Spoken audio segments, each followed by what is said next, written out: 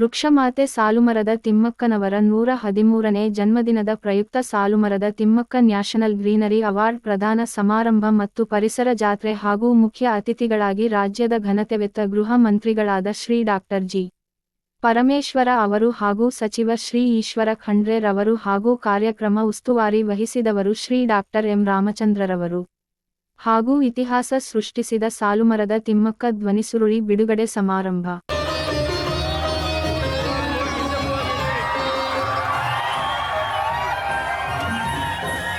ಅಂದರೆ ಅಭಿಮಾನವನ್ನ ಯಾರೋ ಜಾಗೃತಗೊಳಿಸೋದಲ್ಲ, ಅದು ತಾನೇ ಜಾಗೃತವಾಗುತ್ತೆ. ತಿಮ್ಮಕ್ಕ ಅವರನ್ನ ಪರಿಸರ ರಾಯಭಾರಿಯನ್ನಾಗಿಸಿರೋದು ಎಷ್ಟು ಸೂಕ್ತ ಅಂದ್ರೆ ಮತ್ತೆ ಆ ಪದವಿಗೆ ಮತ್ತೊಬ್ಬರನ್ನ ನೆನಪಿಸ್ಕೊಳ್ಳಿಕ್ಕೂ ಕಷ್ಟ. ಹಾಗೆ ಯುವ ರಾಯಭಾರಿಯನ್ನಾಗಿ ಮಿಶ್ರರು ಅಂದ್ರೆ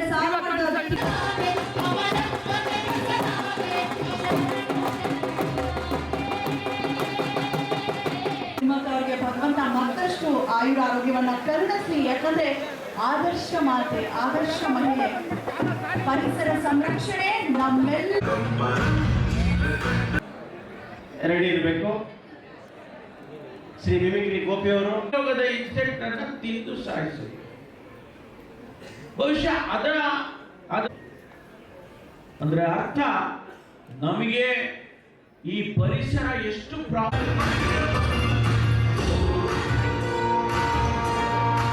ಒಂದು ಸಂದೇಶವನ್ನ ಇವತ್ತು ಕೊಡ್ತಕ್ಕಂತ ಕೆಲಸವನ್ನ ಆ ತಾಯಿ ಮಾಡಿದ್ದಾರೆ ಅನ್ನೋದನ್ನ ನಾವು ಎಷ್ಟು ಶ್ಲಾಘನೆ ಮಾಡಿದ್ರು ಕೂಡ ಸಾಲು.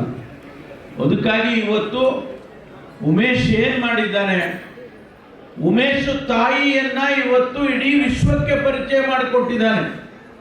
ಬರೇ ನಮ್ಮ ಕರ್ನಾಟಕಕ್ಕೆ ಭಾರತಕ್ಕೆ ಅಷ್ಟೇ ಅಲ್ಲ, ಇಡೀ ವಿಶ್ವಕ್ಕೆ ಪರಿಚಯ ಯಾಕೆ ಮಾಡಿಕೊಟ್ಟಿದ್ದಾನೆ ಅಂತ ಹೇಳಿದ್ರೆ, ಹೌದಪ್ಪ ಇದು ಬಹಳ ಮುಖ್ಯ.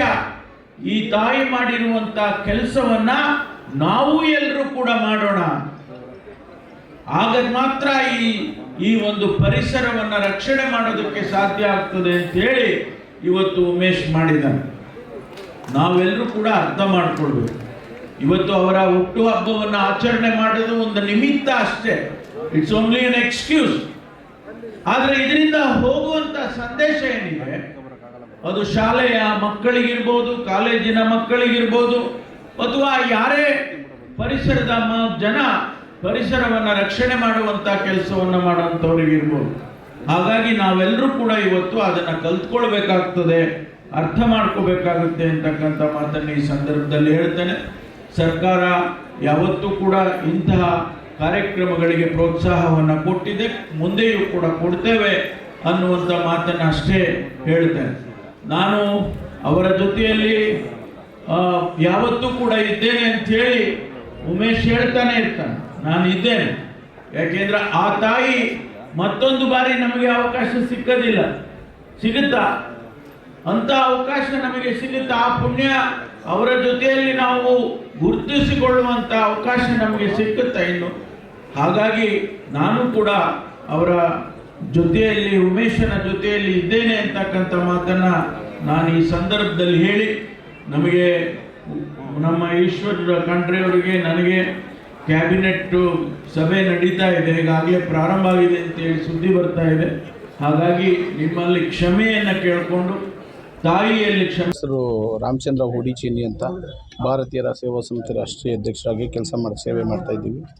ಇನ್ನಿವತ್ತು ಸಾಲುಮರದ ತಿಮ್ಮಕ್ಕನವರ ವೃಕ್ಷಮಾತೆ ಸಾಲುಮರದ ತಿಮ್ಮಕ್ಕ ನವರ 113ನೇ ಜಯಂತಿ ಡಾಕ್ಟರ್ BR ಅಂಬೇಡ್ಕರ್ ಭವನ ಹೊಸನಗರದಲ್ಲಿ ಬಹಳ ಅದ್ಧೂರಿ ಹಬ್ಬದ ವಾತಾವರಣದಲ್ಲಿ ಇವತ್ತು ಹೇಳಬೇಕು ಅಂದರೆ ನಮ್ಮ ರಾಷ್ಟ್ರೀಯ ಹಬ್ಬ, ರಾಜ್ಯದ ಹಬ್ಬಗಳಲ್ಲಿ ಒಂದು ಆ ರೀತಿಯಲ್ಲಿ ಇವತ್ತು ಆಚರಣೆ ಮಾಡಿದ್ದೇವೆ.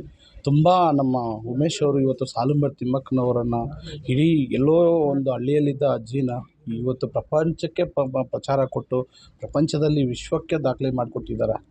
ಅವ್ರಿಗೆ ನಾವು ಯಾವಾಗಲೂ ಋಣಿಯಾಗಿರ್ತೀವಿ. ಜೊತೆಗೆ ನಾವು ಸದಾ ಅವ್ರಿಗೆ ಒಂದು ಕುಟುಂಬದಲ್ಲಿ ಅಣ್ಣ ತಮ್ಮಂದರಾಗಿ, ನಮ್ಮ ತಮ್ಮನೇ ಅಣ್ಣನೇ ಅಂತ ನಮ್ಮನ್ನ ಸ್ವೀಕಾರ ಮಾಡಿದರೆ, ಸಹೋದರರಾಗಿ ನಾವು ಇರ್ತೀವಿ. ಏನೇ ಕಷ್ಟ ಆಗ್ಬೋದು, ಸುಖಕ್ಕೆ ಅನ್ನೋದಕ್ಕಿಂತ ಈ ಕಷ್ಟ ಪಡ್ದಂಗೆ ನಾವು ಅವ್ರನ್ನ ಕಾಪಾಡ್ಕೊಂಡು ಹೋಗ್ತೀವಿ, ಅವ್ರ ಜೊತೆಗೆ ನಾವು ನಿಲ್ತೀವಿ.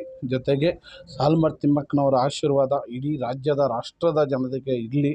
ಆ ತಾಯಿ ಶತಮಾನೋತ್ಸವ ಶತಾಯುಷಿಗಳು ಅವ್ರ ಆಶೀರ್ವಾದ ಇದ್ದರೆ ಎಂಥವರು ನಾನು ಅವರಲ್ಲಿ ಒಬ್ಬರಾಗಿ ಬೆಳಿಬೇಕು, ಬದುಕಬೇಕು ಅನ್ನೋ ಛಲ ಇಟ್ಕೊಂಡು ಅವ್ರ ಥರ ಸೇವೆ ಮಾಡಿ ಬದುಕಲಿ ಅಂಥೇಳಿ ನಾನು ಎಲ್ರಿಗೂ ಮನವಿ ಮಾಡ್ಕೊತೀನಿ. ಜೊತೆಗೆ ಇವತ್ತು ಸಾಲುಮರ ತಿಮ್ಮಕ್ಕನವರಿಗೆ ಸರ್ಕಾರದಿಂದ ಆದಷ್ಟು ಕೂಡಲೇ ಒಂದು ಕೊನೆ ದಿನಗಳಲ್ಲಿ ಒಂದು ಮನೆ ಮಾಡಿಕೊಡ್ಬೇಕು. ಅವ್ರಿಗೆ ಎಲ್ಲ ಮಾಡಿದ್ದಾರೆ, ಒಂದು ಮನೆ ಆದಷ್ಟು ಕೂಡಲೇ ಮಾಡಿಕೊಡ್ಲಿ ಅಂತೇಳಿ ನಾನು ಸರ್ಕಾರದಲ್ಲಿ ಮನವಿ ಮಾಡ್ಕೊತೀನಿ.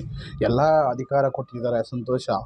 ಆದರೆ ಅವ್ರಿಗೊಂದು ಮನೆ ವಾಸ ಮಾಡೋದಕ್ಕೆ ಈ ಸಂದರ್ಭದಲ್ಲಿ ಎಲ್ಲ ರಾಜ್ಯ ಸರ್ಕಾರಕ್ಕೆ ಮನವಿ ಮಾಡ್ಕೊತೀನಿ. ಹೇಳಿದ್ದಾರೆ ಆಲ್ರೆಡಿ, ಮೊನ್ನೆ ಇವಾಗ ಅನೌನ್ಸ್ ಮಾಡಿದ್ದಾರೆ ಮಾಡೋಣ ಅಂತ. ಜೊತೆಗೆ ನಮ್ಮ ಸಹೋದರರಿಗೆ ಏನು ರಾಜ್ಯದ ಯುವ ಪರಿಸರ ರಾಯಭಾರಿಯಾಗಿ ಆಯ್ಕೆ ಮಾಡಿದ್ದಾರೆ.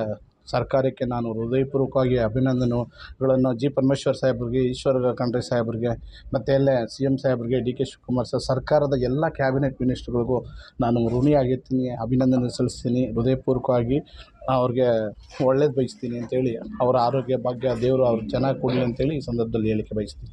ಸಾಂಗ್ ಕೂಡ ಅಜ್ಜಿದು ಇತಿಹಾಸ ಸೃಷ್ಟಿಸಿದ ಸಾಲುಮರದ ತಿಮ್ಮಕ್ಕ ಅಂತ ನಿಜವಾಗಲೂ ಬಹಳ ಅರ್ಥಪೂರ್ಣವಾದಂಥ ಲಿರಿಕ್ಸ್ ಇದೆ. ಮಂಜು ಕವಿ ಅವರು ಇದನ್ನು, ಮೈಸೂರು ಮಂಜು ಕವಿ ಅವರು ಬರೆದಿದ್ದು ಒಳ್ಳೆ ಲಿರಿಕ್ಸ್ ಕೊಟ್ಟಿದ್ದಾರೆ. ಇದು ಇಡೀ ಇತಿಹಾಸಕ್ಕೆ ನಿಜವಾಗ್ಲೂ ಸೃಷ್ಟಿ ಮಾಡಿದ್ದಾರೆ ಅವರು. ಯಾಕೆಂದರೆ 100 ವರ್ಷಗಳ ಮೇಲೆ ಆದಮೇಲೆ ಒಂದು ಮಿನಿಸ್ಟರ್ ಆಗ್ತಾರೆ ಅಂದರೆ ಅದು ಸುಲಭವಾದ ಮಾತಲ್ಲ. ಇತಿಹಾಸ ಇಡೀ ವಿಶ್ವದಲ್ಲಿ ಯಾರಿಗೂ ಆಗಿಲ್ಲ. ಎರಡನೇ ಮಾತು, ಶತಾಯುಷಿಗಳು 113 ವರ್ಷ ಬದುಕಿದ್ದಾರೆ ಅಂದರೆ ನಮ್ಮ ನಾಡು ನುಡಿಗೆ, ನಮ್ಮ ದೇಶಕ್ಕೆ ಕೀರ್ತಿ ತಂದು ಕೊಟ್ಟಿದ್ದಾರೆ, ಹೆಸರು ತಂದು ಕೊಟ್ಟಿದ್ದಾರೆ. ಅವ್ರಿಗೆ ಆರೋಗ್ಯ ಬಗ್ಗೆ ಇನ್ನೂ ಕೊಡಲಿ. ಅವ್ರ ಜೊತೆಗೆ ನಾವು ಇರ್ತೀವಿ. ಏನು ಓದ್ದಿರ ಇವತ್ತು ಇತಿಹಾಸ ಸೃಷ್ಟಿ ಮಾಡಿದ್ದಾರೆ. ಎಲ್ಲ ರೀತಿಯಲ್ಲಿ ತಾವು ಎಲ್ಲನೂ ನೋಡಿದ್ರು ಎಲ್ಲೋ ಒಂದು ಹತ್ರ ಪ್ರತಿಯೊಂದರಲ್ಲೂ ಇತಿಹಾಸ ಸೃಷ್ಟಿ ಮಾಡಿದ್ದಾರೆ. ಅವ್ರನ್ನ ಓವರ್ಟೇಕ್ ಮಾಡೋದಾಗಲಿ, ಅವ್ರನ್ನ ಬೇರೆಯವರು ಅವ್ರ ಸಾಲಲ್ಲೆಲ್ಲ ಅವರ ನೆರಳು ಸೋಕೋಕ್ಕಾಗಲ್ಲ.